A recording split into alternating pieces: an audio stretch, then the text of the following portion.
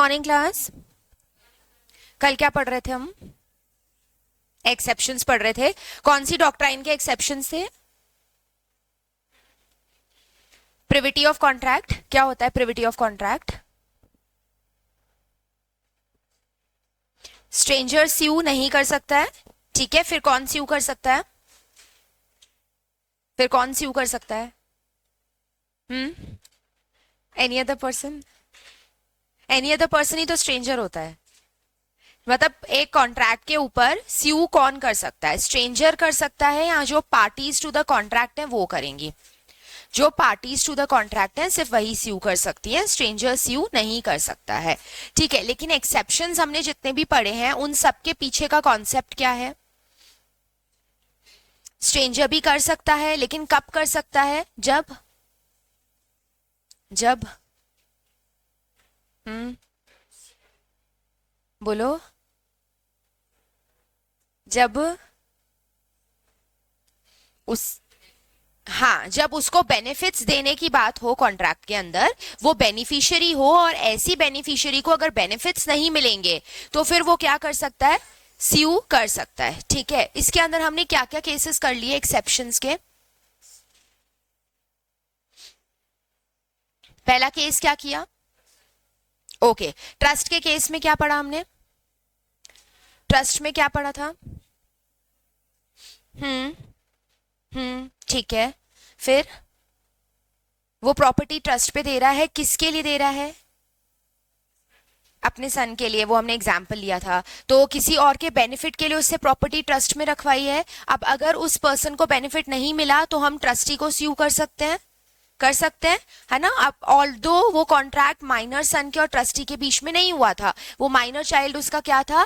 Third party था, stranger था, तो वो भी उसको स्यू कर सकता है क्योंकि अगर उसको बेनिफिट्स नहीं मिले हैं इस वजह से। अच्छा, सेकंड केस क्या था? सेकंड वाला केस क्या है?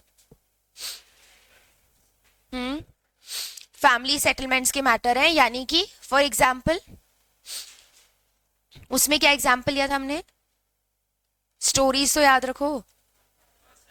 हाँ, सिस्टर के बेनिफिट के लिए था, फादर और सन के बीच में कॉन्ट्रैक्ट, और अगर सिस्टर्स को नहीं मिला वो बेनिफिट तो फिर किसको स्यू करेंगी? ब्रदर्स को अपने, है ना, उनको स्यू कर सकती है वो। ठीक है, फिर थर्ड केस हमने क्या पढ़ा? मैरिज सेटलमेंट्स का पढ़ा, मैरिज अग्रीमेंट्स का ना, उसमें क्या था? हम्म हम्म हाँ, तो कॉन्ट्रैक्ट किसके बीच में हुआ था? फादर में और मिस्टर एक्स में हुआ था। अभी उन दोनों का अगर बेनिफिट उसकी वाइफ को नहीं मिला, यानी उसने प्रॉमिस किया था कि मैं मंथली अलाउंस आपकी बेटी को पे करूंगा, अब बाद में अगर वो नहीं पे किया तो फिर मिस्टर एक्स पे मिसेस एक्स जो थी वो स्यू कर सकती थी। ठीक है, यानी वाइफ अपने हस्बैंड को स्यू कर सकती थी वहां पे।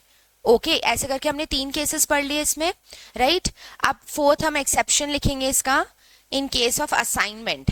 हेडिंग डालो, फोर्थ हेडिंग डालना, in case of assignment.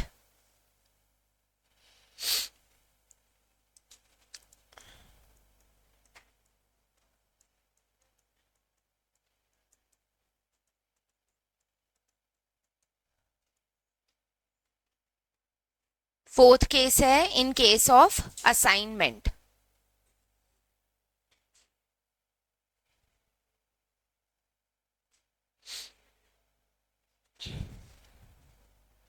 Assignment का मतलब क्या होता है पहले वो लिखेंगे इसमें। असाइनमेंट का मतलब होता है transfer of rights and obligations of a contract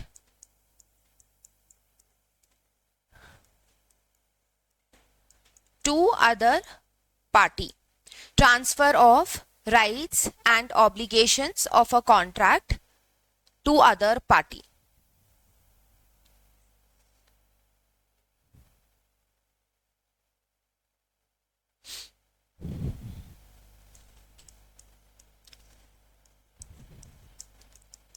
If benefits are assigned to assignee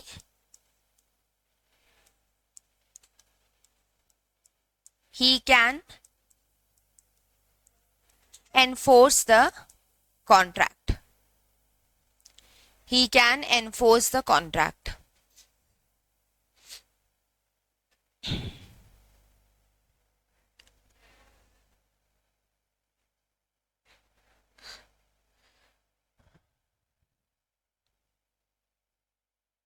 इसका भी एग्जाम्पल लिखो, वही चार्ट बना के जैसे हम लोग करते हैं.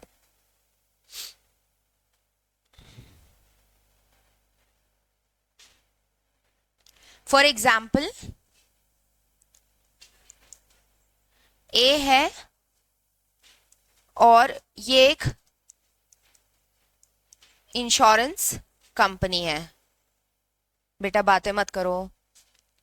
ए है और इंश्योरेंस कंपनी है, ठीक है. इसने इससे क्या लिया है? इंश्योरेंस पॉलिसी लिया है, ठीक है. मतलब अभी हम कंपनी से अगर इंश्योरेंस पॉलिसी लेते हैं तो कंपनी हमें क्या करती है? क्लेम देती है, ठीक है. हमें हर साल उसके ऊपर प्रीमियम देना पड़ेगा. अभी जैसे आप गाड़ी का इंश्योरेंस कराओ तो कार के इंश्योरेंस में क्या होता है? हम हर साल प्रीमियम पे करते हैं और फिर अगर कभी भी कार को कुछ भी लग जाती है, एक्सीडेंट हो जाता है, तो हमें इंश्योरेंस कंपनी क्या करेगी? उसका क्लेम देगी, है ना, वो पेमेंट करेगी उसका. अच्छा, अब यहाँ पे मैंने ये पॉलिसी ले रखी है इंश्योरेंस कंपनी से. मैंने क्या किया? इस पॉलिसी को किसी और के नाम पे ट्रांसफर कर दिया. यानी इस पॉलिसी से जो मुझे बेनिफिट्स मिलेंगे ना, वो मैं किसी और के नाम पे ट्रांसफर कर रही हूँ. तो जैसे सपोज करो ए ने क्या किया? इसको ट्रांसफर कर दिया बी को. इस ट्रांसफर को हम लोग क्या बोलते हैं? असाइनमेंट बोलते हैं, ठीक है. इसने इस पॉलिसी को क्या कर दिया? असाइन कर दिया. Assigns insurance policy. ओके, अब क्या होगा? इस इंश्योरेंस पॉलिसी के ऊपर जो बेनिफिट्स ए को मिलने वाले थे ना, अब वो बेनिफिट्स किसको मिलेंगे? बी को मिलेंगे, ठीक है. लेकिन मैंने ऊपर क्या लिखा था डेफिनेशन में? Transfer of rights and obligations of a contract. मतलब अगर बेनिफिट जा रहा है तो उसके ऊपर ऑब्लिगेशंस भी जाएंगी, राइट. तो मतलब अब इस इंश्योरेंस पॉलिसी के ऊपर प्रीमियम कौन देगा? बी देगा, ठीक है. एंड अगर कल को कुछ गड़बड़ हो जाती है तो इंश्योरेंस कंपनी क्लेम किसको देगी? बी को ही देगी, राइट. व्हाई? बिकॉज ए ने अपने इस कॉन्ट्रैक्ट को क्या किया है? बी को असाइन कर दिया है, ऐसा. ओके, पार्टीज के नाम अगर मैं कहूं तो यहाँ पे ए जो है उसको हम क्या बोलेंगे? असाइनर बोलेंगे. और बी को क्या बोलेंगे? असाइनी बोलेंगे इसको, ठीक है. असाइनर, असाइनी. फाइन. अब क्या होता है? सपोज करो बी को कुछ लॉस हो जाता है, इसकी कार का एक्सीडेंट हो गया. अब अगर वो कंपनी से क्लेम लेना चाहता है और कंपनी इसको क्लेम नहीं देती है, तो क्या ये थर्ड पार्टी होते हुए भी कंपनी को स्यू कर सकता है? क्या कर सकता है, ठीक है. लेकिन ये थर्ड पार्टी क्यों कहलाया है? तुम ये देखना, यहाँ पे दो कॉन्ट्रैक्ट्स हो रहे हैं. ओके, एक कॉन्ट्रैक्ट तो ए और इंश्योरेंस कंपनी के बीच में हुआ है जो इंश्योरेंस को लेकर के है. हम इस वाले कॉन्ट्रैक्ट को क्या कर रहे हैं? यहाँ पे असाइन कर रहे हैं बी के पास. फाइन. तो एक ये असाइनमेंट कर रहा है किसको? बी को कर रहा है. तो अब यहाँ पे बी थर्ड पार्टी बन गया. किसके कॉन्ट्रैक्ट का थर्ड पार्टी है? इन दोनों के कॉन्ट्रैक्ट का थर्ड पार्टी ये है. ओके, तो बीइंग अ स्ट्रेंजर ये क्या कर सकता है? अगर इसको बेनिफिट्स नहीं मिले तो ये इंश्योरेंस कंपनी को स्यू कर सकता है. ओके, तो बी इसको can sue if company does not pay the amount of claim. Although ये थर्ड पार्टी है, फिर भी ये कंपनी को स्यू कर सकता है.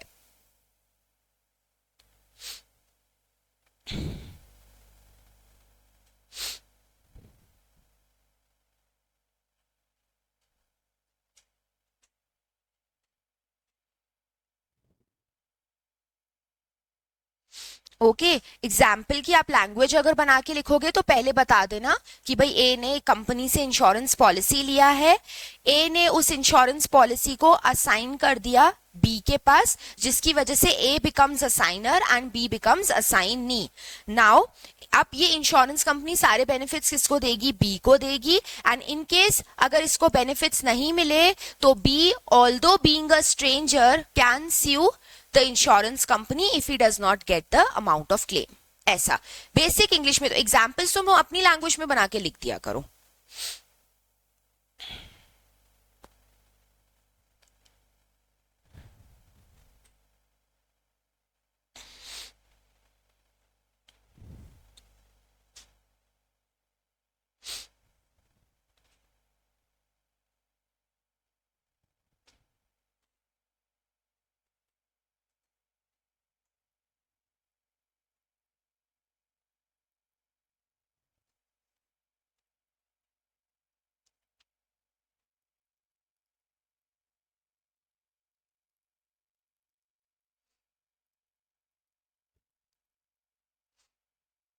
ठीक है, ये पूरी चीज क्लियर है एकदम। असाइनमेंट का मतलब समझ आ गया। ठीक है, कि हम क्या कर रहे हैं, अपने कोई कॉन्ट्रैक्ट के ऊपर जो बेनिफिट्स हैं और जो ऑब्लिगेशंस बनती हैं उसको हम क्या कर रहे हैं, किसी और को ट्रांसफर कर रहे हैं। This is called as assignment. इसको असाइनमेंट बोलते हैं। ठीक है, ये हो गया, नोटिंग हो गया सबका। अभी नेक्स्ट कौन सा पॉइंट आएगा इसका, 5th, राइट। ठीक है, इसका हेडिंग लिखो acknowledgement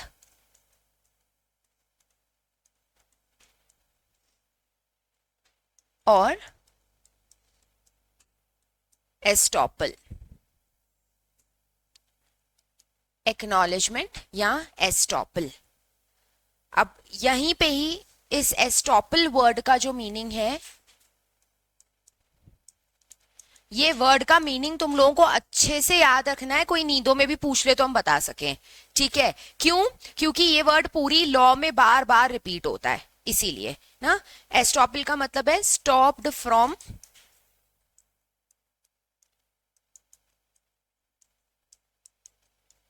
denying a fact. Stopped from denying a fact, यानी कोई भी अपनी बात से अगर मुकर रहा है तो हम उसको स्टॉप कर रहे हैं, हम उसको मुकरने नहीं देंगे अपनी बात से। आप जो बात कह रहे हो, जो आपके वर्ड्स हैं, आप उन वर्ड्स पे ही स्टिक रहें अपने, ऐसे चेंज मत करो अपने स्टेटमेंट्स को।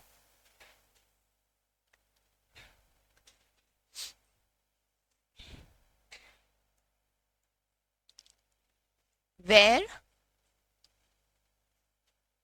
अ promiser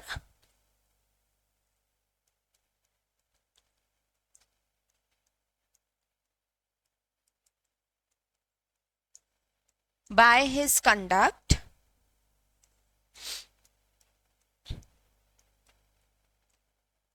where a promiser by his conduct acknowledges himself as an agent of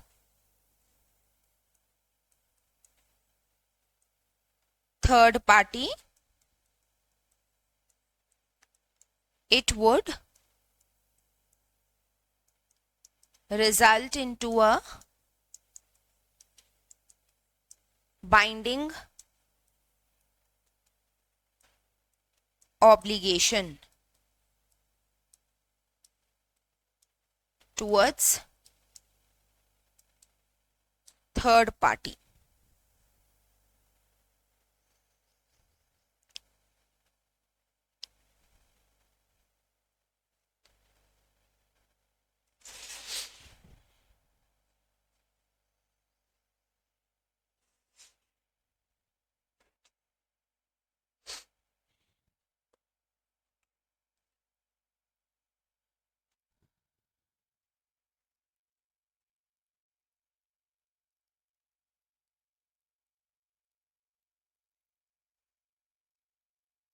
ठीक है, इसमें भी चार्ट से ही इसका एग्जाम्पल समझते हैं। 3 पार्टीज हैं, एल, एम, एन। ठीक है, अब क्या हुआ, एल जो है उसने एम को 20,000 रुपीज दिए हैं। क्यों दिए हैं? कि ये पैसा एम जो है वो किसको पे ऑफ करेगा, एन को पे करेगा। ठीक है, ये 20,000 इसको एन को पे करने हैं। तो 20,000 to be given to n। L जो है वो एम को पैसे दे रहा है, वो पैसे एक्चुअल में किसके हैं, एन के हैं, कि ये पैसे आप क्या करना, एन को जाकर के दे देना।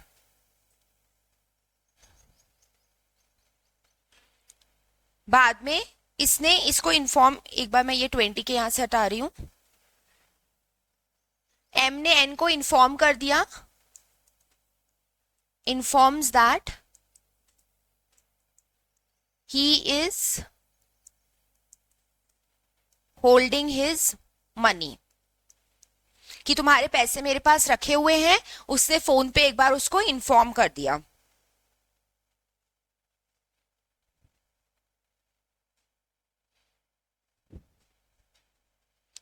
ठीक है, बाद में ये एम जो है इसने पे करने से मना कर दिया, लेटर ही रिफ्यूजेस टू पे। अब जब उसने मना कर दिया पेमेंट करने के लिए, तो जाहिर सी बात है एन क्या कर सकता है, एम को स्यू कर सकता है। वो एल को स्यू नहीं करेगा, एल ने तो अपनी तरफ से अपनी ड्यूटी परफॉर्म कर ली है, उसको पैसे देने थे, उसने तो पैसे दे दिए यहाँ पे। अब एम अगर नहीं दे रहा है तो एन क्या कर सकता है, इसको स्यू कर सकता है।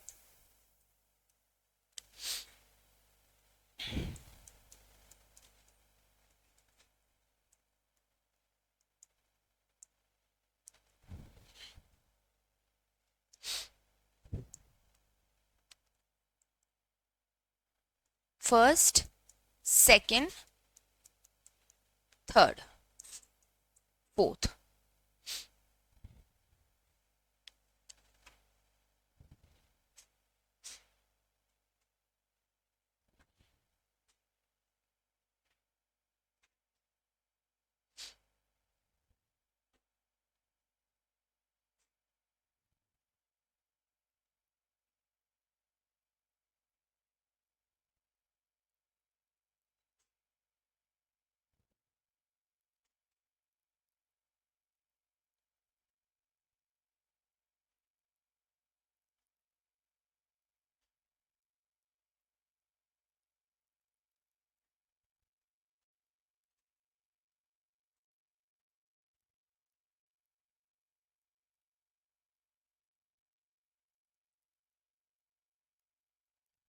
ठीक है, नोटेड।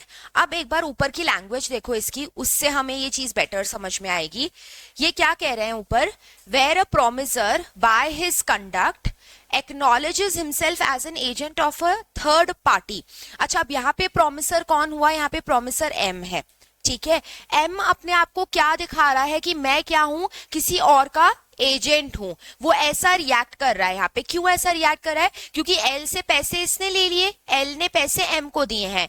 क्यों दिए हैं एम को पैसे, ताकि ये किसको दे आगे, एन को दे दे। ठीक है, चलो इसने एन को फोन पे इन्फॉर्म भी कर दिया कि भाई एल से तेरे पैसे मेरे पास आ चुके हैं, एंड ये पैसे आप बाद में मेरे से कलेक्ट कर लेना, मतलब मैं होल्ड कर रहा हूं। उसने एक्नॉलेजमेंट दिया है इस चीज का।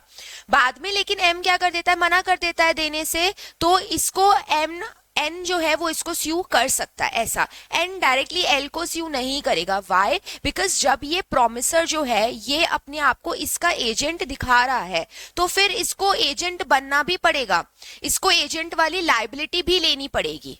ऐसा, ठीक है, तो ऊपर यही लिखा हुआ है, where a promiser by his conduct acknowledges himself as an agent of a third party. तो इसका मतलब ये क्या है, यहाँ पे प्रोमिसर कौन हुआ हमारे एग्जाम्पल के हिसाब से, एम हुआ। ठीक है, और वो अपने आप को एजेंट दिखा रहा है किस थर्ड पार्टी का, एल का एजेंट शो कर रहा है वो। Okay, it would result into a binding obligation towards the third party, यानी एल। अब अगर आपने इसको प्रॉमिस किया है कि ठीक है मैं पैसे आगे एन को दे दूंगा, तो आपकी ड्यूटी बनती है पैसे आगे देने के। अगर कल को तुमने पैसे नहीं दिए तो एन जो है वो एल से आकर के पैसा नहीं लेगा। ठीक है, यहाँ पे आपकी जिम्मेदारी बनती है कि आप क्या करो, अपना ऑब्लिगेशन फुलफिल करो टुवर्ड्स एल। अब एल के लिए एम का ऑब्लिगेशन क्या है, इसके पैसे वहां पे देना, राइट। तो ये हम कह रहे हैं यहाँ पे कि अगर तुम किसी प्रिंसिपल मतलब किसी और इंसान का एजेंट दिखा रहे हो ना खुद को कि मैं इसके एजेंट की तरह काम कर रहा हूं, तो फिर एजेंट की तरह आपको अपनी ऑब्लिगेशन भी पूरी करनी पड़ेगी। आप मुकर नहीं सकते हो इस चीज से, क्योंकि ऊपर हेडिंग के अंदर हमने क्या लिखा था, एस्टॉपल वर्ड लिखा था। एस्टॉपल वर्ड का मतलब क्या होता है, स्टॉप्ड फ्रॉम डिनाइंग, यानी कि हम आपको कोई भी बात से मुकरने नहीं देंगे कि आप पहले तो एक बात बोल रहे हो, बाद में आप अपने स्टेटमेंट को चेंज कर रहे हो, है ना, तो मतलब जबान के पक्के ही नहीं हो आप, राइट तो ऐसी सिचुएशन में हम ये चीज आपको अलाउ नहीं करेंगे, आपने जो पहले बोला था ना वो आपके ऊपर क्या बन जाएगा, बाइंडिंग बन जाएगा, ऐसा। ओके तो यही चीज यहाँ पे भी इस एग्जाम्पल में ये कह रहे हैं। एक्नॉलेजमेंट का मतलब क्या होता है? बोलो बोलो, जोर से बोलो, बोलो। ऐसे कैसे शर्माते हो तुम लोग बोलने में?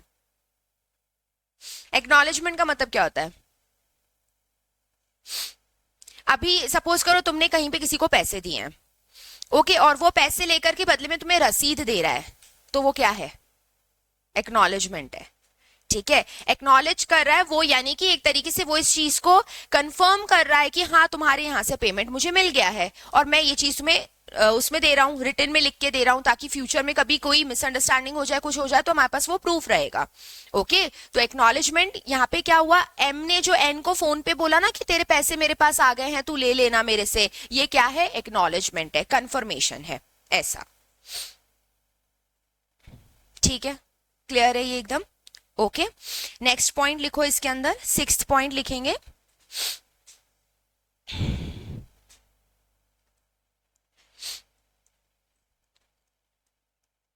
In case of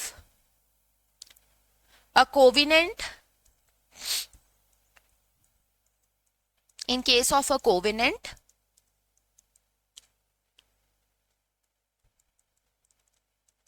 running with a land,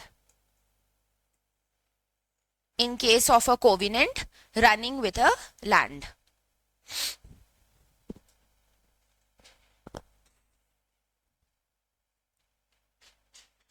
covenant word का मतलब होता है कंडीशन, कोविनेंट का मतलब होता है condition.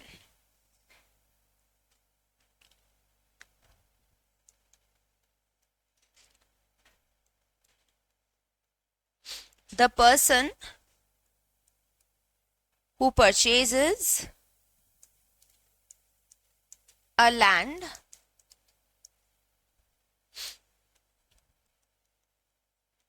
with a notice that owner of land is bound by certain duties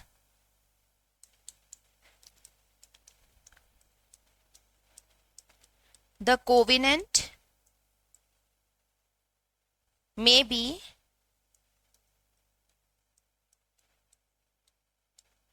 enforced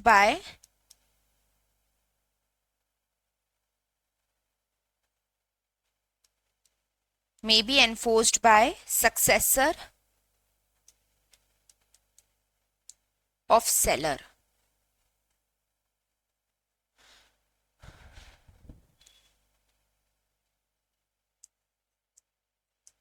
इसमें भी एग्जाम्पल,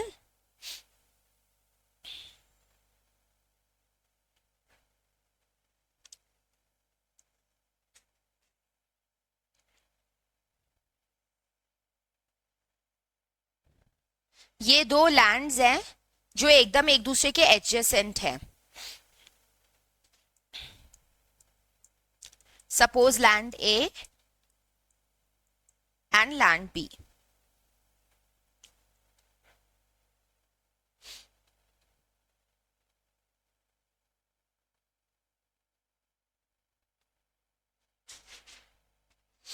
अब इनमें से क्या था, एक लैंड एग्रीकल्चरल लैंड था, ये वाला एग्रीकल्चरल लैंड है, और इसका ओनर जो है वो इसको सेल करना चाहता है। Owner sells on a condition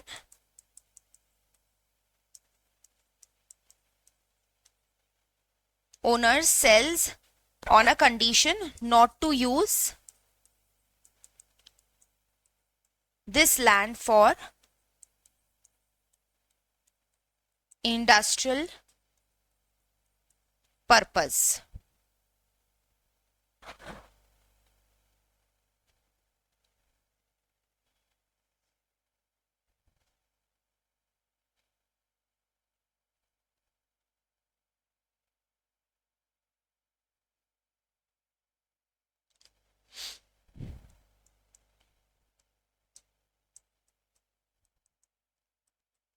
This is a condition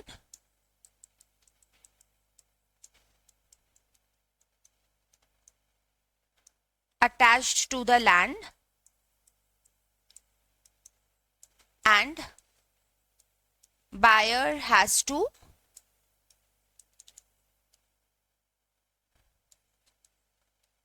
abide by it.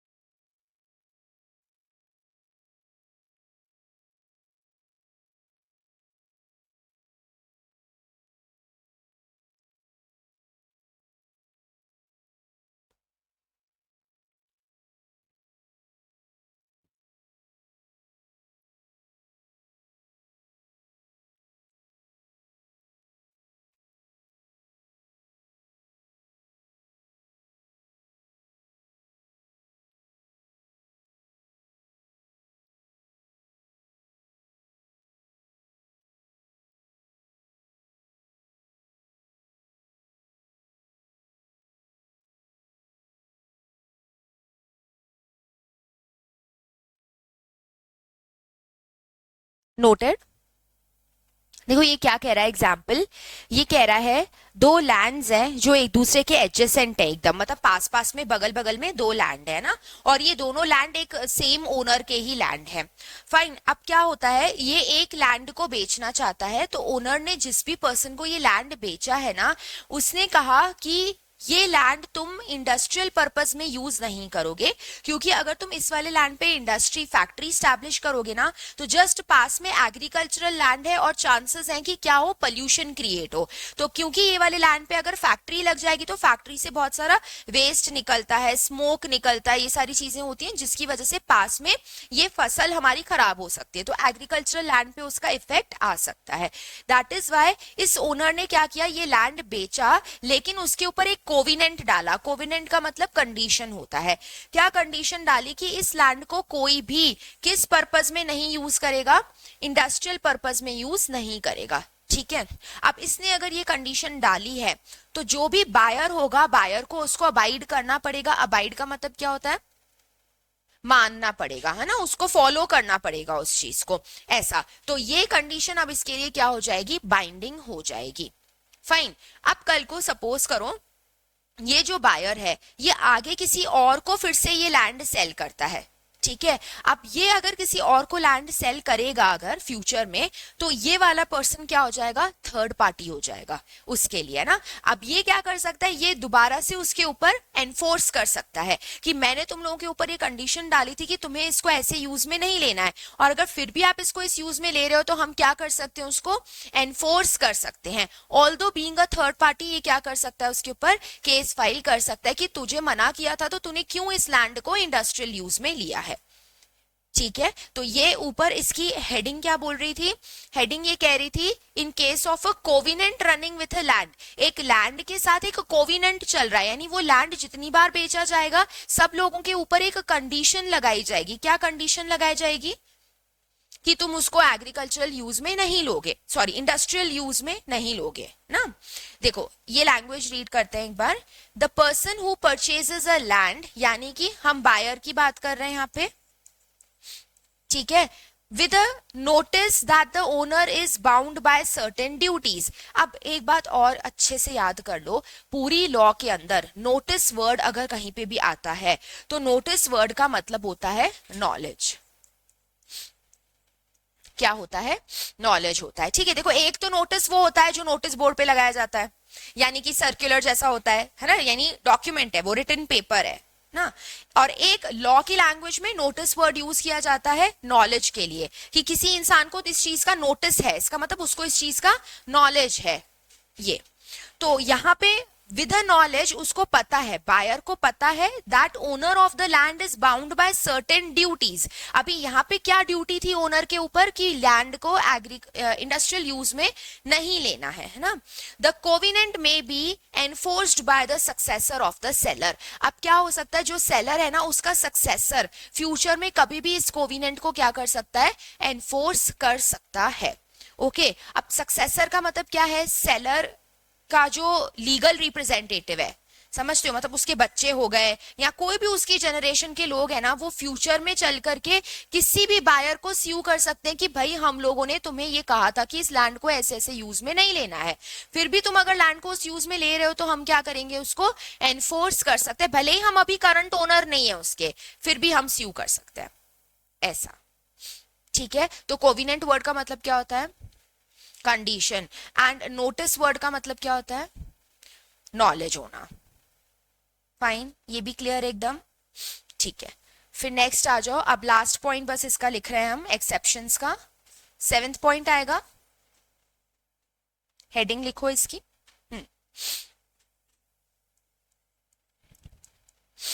Contracts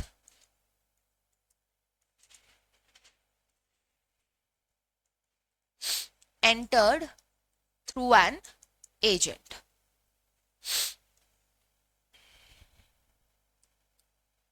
Contracts entered through an agent।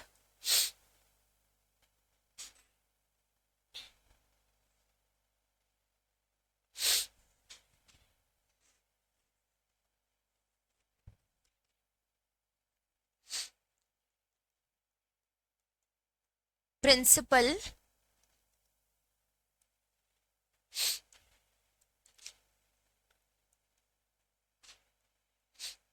can enforce a contract entered by his agent where agent acted within scope of his authority, within scope of his authority,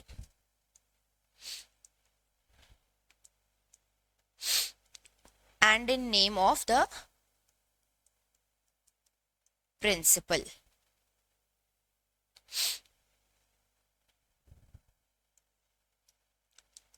इसका भी example,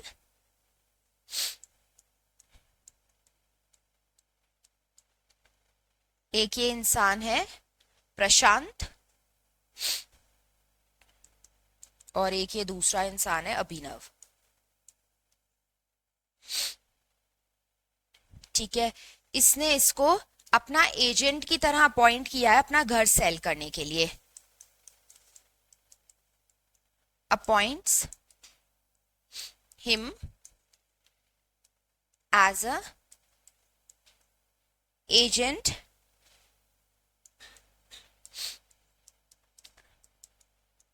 to sell his house. अब अभिनव ने क्या किया, ये घर बेच दिया तरुण को,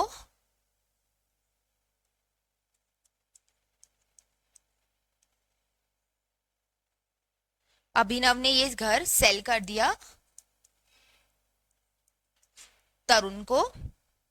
जाहिर सी बात है तरुण ने इसको कुछ ना कुछ पैसे भी दिए होंगे,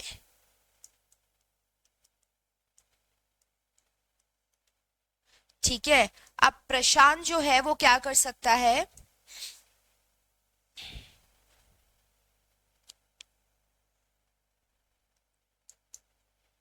has right to recover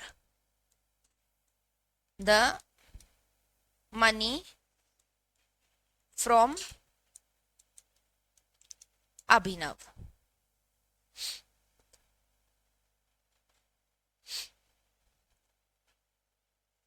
first point, second, third and fourth.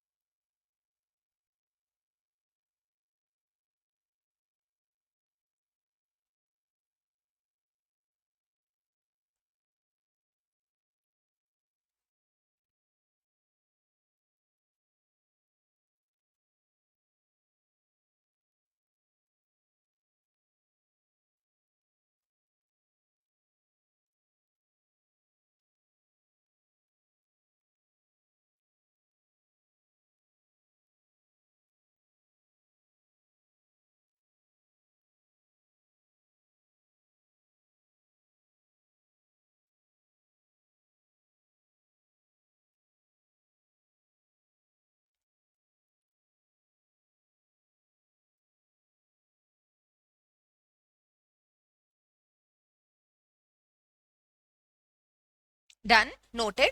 देखो अभी एजेंसी वाली जो ये चीज है ये हम लोग कॉन्ट्रैक्ट एक्ट में पढ़ेंगे आगे, पूरा एजेंट के ऊपर एक चैप्टर है हमारे पास, ठीक है। अभी इसका हल्का फुल्का मीनिंग समझ लो। क्या होता है जब भी किसी पर्सन को अपने कोई कुछ काम करवाना होता है जो मैं नहीं कर सकती हूँ। अभी फॉर एग्जाम्पल मुझे गुड्स सेल करने हैं, मैं ज्यादा से ज्यादा मेरी एक ही शॉप के ऊपर गुड्स सेल कर सकती हूँ। अभी अगर मुझे सपोज पूरे राजस्थान में गुड्स बेचने हैं, पूरे इंडिया में बेचने हैं, तो मैं अकेले तो सब जगह जा जाके बेच नहीं सकती हूँ, तो मैं मेरे लिए क्या करूंगी, एक एजेंट अपॉइंट करूंगी। ओके, अब यहाँ पे भी क्या हो रहा है ना, प्रशांत ने अभिनव को अपना एजेंट बनाया। किस काम के लिए एजेंट बनाया है, कि तुम जाकर के क्या करो, मेरे घर को बेच के आओ। ओके, अब घर बेच के अगर ये आता है, इसने घर सेल कर दिया तरुण को ना, तरुण को बेचने पे इसको क्या मिला, पैसा मिला। अब ये पैसा अभिनव से प्रशांत रिकवर करने के लिए एंटाइटल्ड है क्या, है ना, क्योंकि घर इसका था तो अल्टीमेटली पैसा तो इसी को मिलना चाहिए, राइट। अब अभिनव को हम क्या देंगे, फिर इसने हमारे लिए काम किया तो हम इसको कमीशन दे देंगे, ठीक है, इसको कमीशन मिल जाएगा। लेकिन एक्चुअल में जो घर का प्राइस है वो तो हम इससे रिकवर करेंगे ना, राइट। तो तुम एक तरीके से ऐसा समझो कि तुम्हारा एजेंट जो है वो तुम्हारे कस्टमर के साथ कॉन्ट्रैक्ट एंटर कर रहा है, ठीक है, लेकिन वो कॉन्ट्रैक्ट एंटर किसके लिए हो रहा है, बेनिफिशियरी कौन है, प्रिंसिपल बेनिफिशियरी है यहाँ पे, ठीक है। तो इसके लिए अगर ये कॉन्ट्रैक्ट एंटर हो रहा है तो जाहिर सी बात है इसको क्या मिलना चाहिए, उसका प्राइस मिलना चाहिए। तो यही प्राइस यहाँ पे ये रिकवर करने के लिए एंटाइटल्ड हो जाएगा। Okay, clear. ऊपर वाली लैंग्वेज एक बार और रीड कर देती हूँ, कोई डाउट नहीं रहे। Principal can enforce a contract entered by his agent. ये कौन हुआ, प्रशांत यहाँ पे, सॉरी प्रशांत यहाँ पे क्या है, प्रिंसिपल है, अभिनव इसका क्या हो गया, एजेंट हो गया। ओके, तो अब ये क्या कर सकता है, एजेंट ने जो कॉन्ट्रैक्ट एंटर किया है उसको प्रिंसिपल एनफोर्स कर सकता है। अच्छा, लॉ में कॉन्ट्रैक्ट एक्ट में एनफोर्स करने का मतलब क्या होता है, एनफोर्सिएबल, स्यूट फाइल करना, है ना। तो अगर एनफोर्सिएबल लिखा हुआ है मतलब आप उसको स्यूट फाइल कर सकते हो, एनफोर्स कर दिया मतलब उसने स्यूट फाइल कर दिया है, ऐसा ना। तो ये उसको एनफोर्स कर सकता है। Where agent acted within the scope of his authority. Within the scope of his authority का मतलब ये है विद इन द पावर्स उसने एक्ट किया है। ओके, मैंने उसको कहा था कि ये घर बेच के आना, कितने रुपए पे बेच के आना है, 60 लाख रुपए का घर है मेरा, उतने में बेच के आना। अब इसने क्या किया, 60 लाख की जगह पे ये घर बेच दिया, कितने का, 50 लाख का। नुकसान किसका, इसका ना प्रशांत का प्रिंसिपल का नुकसान हो गया ना यहाँ पे, तो ये इसने क्या करा, इसने अपने पावर्स के बियॉन्ड जाकर के एक्ट किया है। ऐसा तुम्हें जितना कहा गया है अगर तुम उतना ही करते हो तो तुम विद इन द पावर काम कर रहे हो, अगर तुम्हें जो कहा गया है तुम उसके अलावा कुछ और काम कर रहे हो तो तुमने बियॉन्ड द पावर्स जाके एक्ट कर लिया। ठीक है, यही मतलब होता है स्कोप ऑफ अथॉरिटी का। And in the name of the principal, plus उसको किसके नाम से कॉन्ट्रैक्ट करना है, प्रिंसिपल के नाम से कॉन्ट्रैक्ट करना है, क्योंकि एक्चुअल में तो सेलर ये हुआ और बायर वो हुआ, तुम तो सिर्फ बीच में क्या बन रहे हो, मीडिएटर बन रहे हो। ऐसा, ठीक है, अब क्लियर है। अगर तुम्हें इसमें एजेंसी और प्रिंसिपल में थोड़ा सा भी डाउट है तो कोई बात नहीं, कुछ दिन वेट कर लो, हम लोग पूरा एजेंसी के ऊपर एक चैप्टर है वो पढ़ेंगे ना, तुम्हारे और कॉन्सेप्ट्स क्लियर हो जाएंगे। ठीक है, क्लियर। विद दिस हमारा ये पूरा टॉपिक जो है ये कंप्लीट होता है। फाइन, तो एक्चुअल में एक बार रिकॉल कर लेते हैं हम लोगों ने क्या स्टार्ट किया था। हम लोगों ने डॉक्ट्राइन स्टार्ट की थी, किस चीज की डॉक्ट्राइन है, doctrine of privity of contract. इस डॉक्ट्राइन का मतलब क्या निकलता है, स्ट्रेंजर कैन स्यू या stranger can not sue, can not sue. ठीक है, लेकिन एक्सेप्शंस भी है इसके, तो एक्सेप्शंस का मतलब क्या आएगा, स्ट्रेंजर कैन स्यू। अब केसेस बताओ किस किस में स्ट्रेंजर स्यू कर सकता है। पहला केस, ट्रस्ट के केस में ट्रस्टी को बेनिफिशियरी स्यू कर सकता है। सेकंड हमने क्या देखा, फैमिली सेटलमेंट के मैटर्स में जिस भी बेनिफिशियरी के लिए वो अग्रीमेंट किया गया है वो स्यू कर सकता है। नेक्स्ट, मैरिज सेटलमेंट्स में, यानी कि जैसे हस्बैंड और वाइफ के बीच में कुछ भी अनबन होती है और हस्बैंड किसी और को प्रॉमिस कर रहा है कि मैं इसको पैसा दे दूंगा, बाद में वाइफ को पैसा नहीं मिला तो वाइफ उसको क्या कर सकती है, स्यू कर सकती है। नेक्स्ट क्या था, असाइनमेंट। असाइनमेंट का मतलब क्या है, अपने राइट्स और ऑब्लिगेशंस किसी और को ट्रांसफर करना। नेक्स्ट पॉइंट, ठीक है, एक्नॉलेजमेंट या एस्टॉपल। तो अगर कोई इंसान तुम्हारे एजेंट की तरह एक्ट कर रहा है, तुम्हारे बिहाफ पे काम कर रहा है, तो फिर उसकी ड्यूटी बनती है कि वो क्या करे, अपनी ऑब्लिगेशंस फुलफिल करे, वो उनसे मुकर नहीं सकता है ना। नेक्स्ट, नेक्स्ट कोविनेंट्स वाला point, covenant running with the land. उसके बाद ठीक है, वो प्रिंसिपल एंड एजेंट वाला टॉपिक जो था कि एजेंट कॉन्ट्रैक्ट एंटर कर रहा है थर्ड पार्टी के लिए, तो प्रिंसिपल क्या कर सकता है, एजेंट से पैसे रिकवर कर सकता है। ओके, तो ऐसा करके हम लोगों ने ये पूरा टॉपिक कंप्लीट कर लिया। ये पूरे इसके क्या हैं, एक्सेप्शंस हैं। जनरल रूल क्या बोलता है इसका, स्ट्रेंजर स्यू कर सकता है, नहीं कर सकता। एक्सेप्शंस के हिसाब से कर सकता है क्या, कर सकता है। ठीक है, क्लियर है। ओके, अभी इसमें नया टॉपिक लिखो,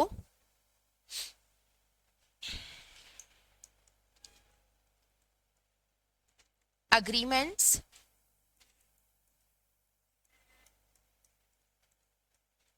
without consideration. Agreement without consideration,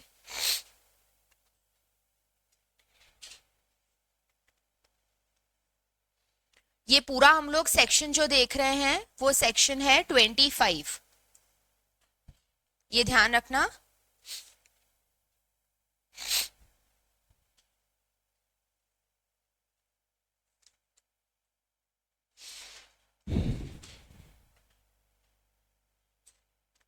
अच्छा एक बात बताओ, हम लोगों ने सेक्शन 10 के अंदर एसेंशियल्स पढ़े थे ना, उन एसेंशियल्स में एक कंसिडरेशन भी दे रखा था ना, lawful consideration.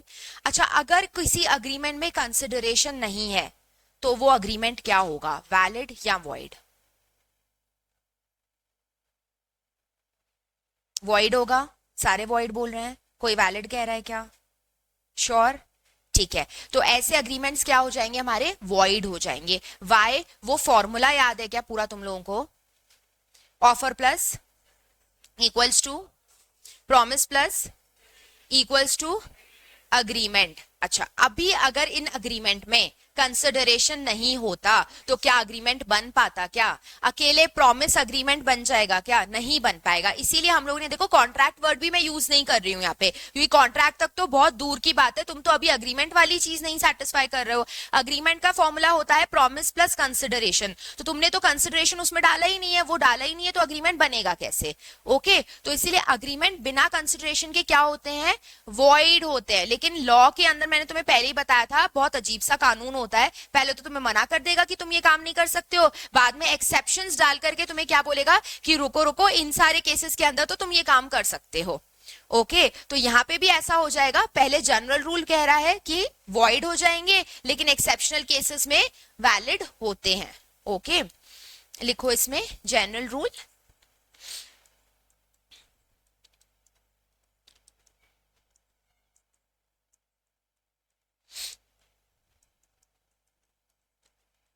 agreement without consideration are void. Agreements without consideration are void.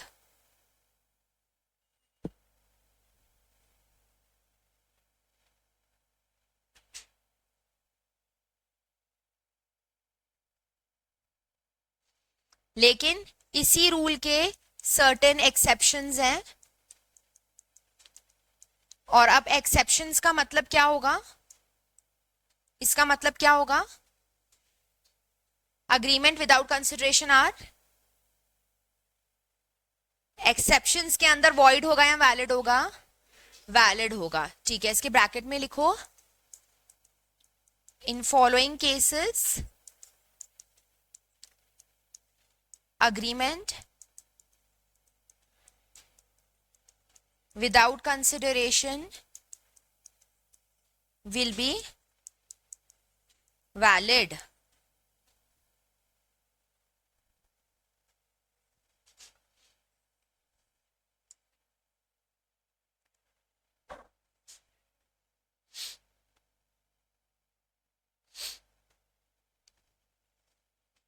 ठीक है, क्या क्या एक्सेप्शंस हैं इसके वो लिख रहे हैं। पहला point,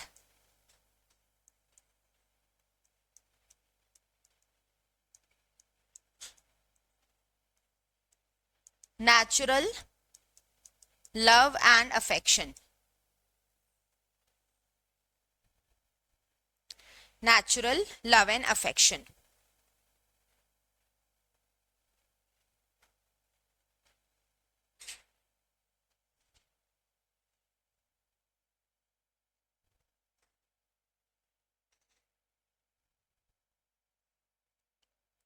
A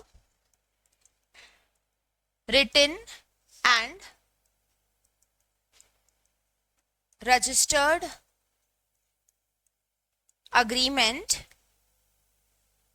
a written and registered agreement based on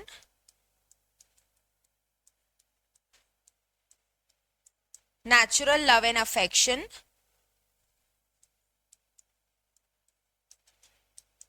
between parties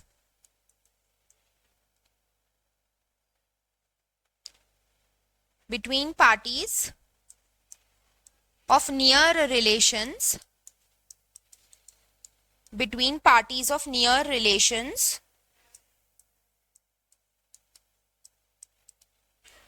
to each other is enforceable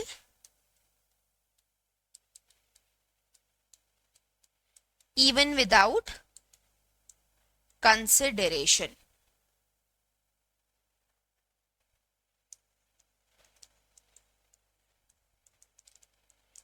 Subject to following conditions.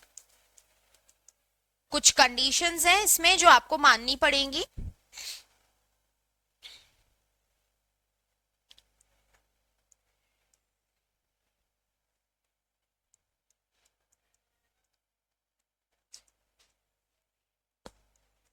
must be made out of natural love and affection,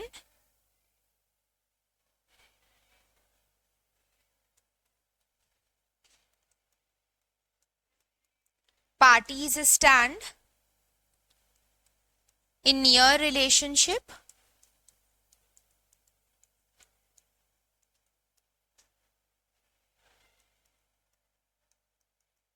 in writing होना चाहिए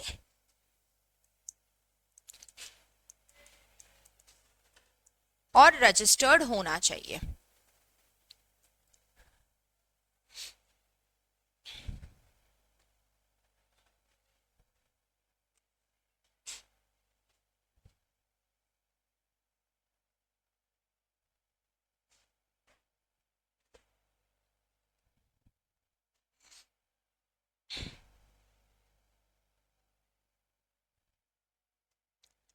कहने का मतलब ये है कि कोई भी लोग एक दूसरे को out of natural love and affection कोई भी गिफ्ट दे रहे हैं। अभी जैसे पेरेंट्स बच्चों को देते हैं तो बदले में पैसे लेते हैं क्या? लेते हैं क्या? नहीं। हस्बैंड अगर वाइफ को कोई गिफ्ट दे रहा है तो बदले में पैसे लेगा क्या? नहीं लेगा, राइट। तो इस वजह से यहाँ पे ये out of natural love and affection है। दूसरा, पार्टीज का एक दूसरे से क्लोज रिलेशनशिप है, राइटिंग में होना चाहिए, लिखित में, एंड वो डॉक्यूमेंट आपका रजिस्टर्ड होना चाहिए। अगर ये चार चीजें कंप्लाई हो रही हैं तो आपने किसी भी अपने रिलेटिव को अगर कोई भी ऐसी चीज दी है out of love and affection, जैसे गिफ्ट्स वगैरह होते हैं, तो वो क्या है, उनमें कंसिडरेशन नहीं है, कोई पैसा नहीं ले रहा है वो पर्सन तुमसे, लेकिन फिर भी क्या हो जाएगा, वो कॉन्ट्रैक्ट एनफोर्सिएबल हो जाएगा। ठीक है, कहने का मतलब क्या, हम स्यूट व्यूट की बात नहीं कर रहे हैं यहाँ पे, हम ये कह रहे हैं कि वो प्रॉपर्टी उसके नाम पे ट्रांसफर हो जाएगी। ओके, वो गिफ्ट जो है वो उसी की हो जाएगी, उसी के नाम पे रजिस्टर्ड हो जाएगी, ऐसा। Okay fine. तो ये हम लोग इसके अंदर एग्जाम्पल लेते हैं गिफ्ट्स का, तुम चाहे ब्रैकेट में लिख सकते हो नीचे, एग्जाम्पल गिफ्ट्स है। ठीक है, एक बार ये सारे पॉइंटर्स पढ़ के आना प्रिविटी ऑफ कॉन्ट्रैक्ट के, और एक ये वाला, इसमें और भी हम कल कवर करते हैं, कुछ डाउट्स हो तो कल बताना।